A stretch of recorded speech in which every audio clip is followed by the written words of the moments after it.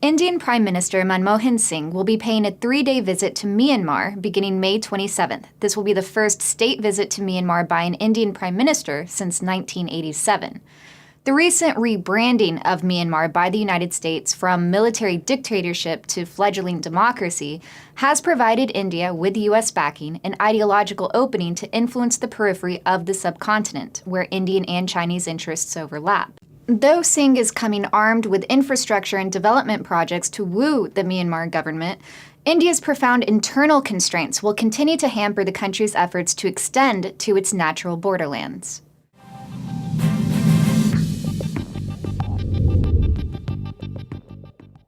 The message Singh is bringing to Myanmar this weekend is one of connectivity.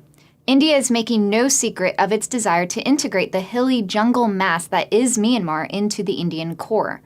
Singh's bag of incentives includes a possible $500 million line of credit for infrastructure projects, a bus service from India's northeastern neck to Mandalay, Indian banks ready to set up shop, hydropower, and oil and natural gas investment, as well as a host of infrastructure projects to connect Indian and Myanmarese ports through road networks running up the Indian northeast.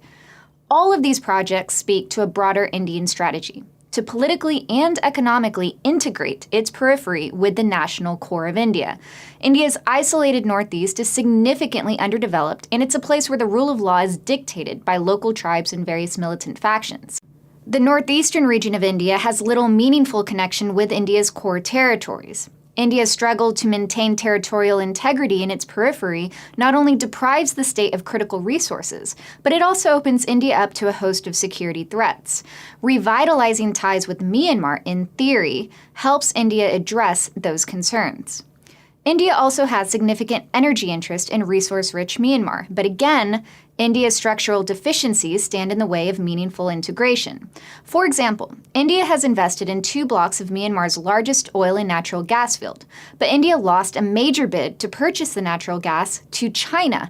Moreover, even if India does purchase natural gas from Myanmar in the future, the pipelines connecting to India haven't even been built, and India doesn't even have the domestic infrastructure yet to receive or distribute natural gas from Myanmar. Any talk of Indian foreign investment therefore deserves a rigorous reality check. As is the case with most infrastructure projects abroad, India has already run into significant obstacles in Myanmar in obtaining the financing and in clearing the many bureaucratic hurdles that often accompany such projects. India's refreshed interest in Myanmar will be closely watched by China, but the reality of Indian constraints is also reassuring to Beijing. China views Myanmar as a crucial avenue to supplying resources, especially oil and natural gas, to landlocked southwestern Chinese provinces. Myanmar is also a key alternative outlet to the sea should China face a disruption in the Malacca Straits. China doesn't have to grapple with the same level of political constraints that India has when it comes to overseas investments, and so it has been able to develop much deeper ties with the Myanmar government, whether that government was a political pariah or a democratic darling in the eyes of the West, and has established a solid economic link to the state. Now that Myanmar is politically available to states like India, the United States, and Japan, all of which share an interest in keeping China in check, Beijing will have to expend more effort to maintain that foothold. But a comparison of the Indian and Chinese positions in a peripheral state like Myanmar reveals that a lot more challenges will need to be overcome before regional competitors can actually catch up to Beijing.